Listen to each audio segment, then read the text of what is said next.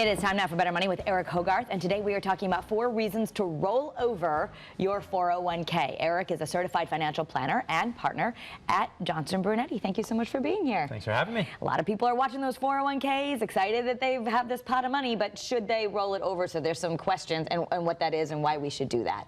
Well, we talk about all the market, right? We invest in the market to grow the money, and the market's now gone up for a number of years in a row, and as you get closer to retirement, you start thinking about, well, I don't want it to go backwards, and should I be thinking about things differently or doing things differently? So you've got some reasons why you should roll over, and the number one reason is control. You get to control it. Even in the best employer plans, you're still limited by your employer saying, this is what you can buy. These are your investment choices, and a lot of those are the stock market, most of them.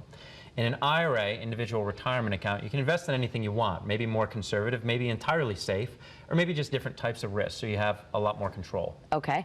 Number 2 would be your ability to withdraw. So you don't want to spend your retirement money before 59 and a half. You can roll it over before 59 and a half, even if you're still working. That's called an in-service withdrawal, and that's something to be thinking about, is you're not necessarily stuck in that plan. But when you start thinking about drawing money out, you want to think about what taxes you're going to owe, and an IRA allows you to control those distributions and taxes better. Okay, and then there's the required minimum distribution. What's that? If you just didn't spend the money until 70 and a half, now anything you have still in those retirement plans, you have to start taking out at 70 and a half. The IRS says, well, now you've got to start paying taxes. That's about 3.5% in the first year. So short bit of advice, don't wait till 70 and a half. I mean, look at strategies where have you paying taxes on smaller amounts over the years as opposed to a big amount at 70 and a half. Okay, and the last reason would be a Roth opportunity, and this is something that people need to understand because a Roth IRA is different than a traditional IRA if you choose that route. Money out of a Roth is tax-free. Money out of a traditional IRA is 100% taxable.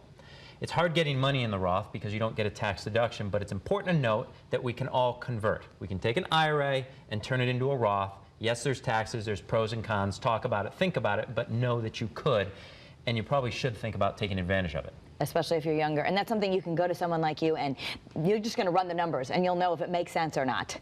Okay. Absolutely. So this is a good way to get more information. Another good way to get more information is the Ultimate 401k Guide. It's yours free to all of our viewers.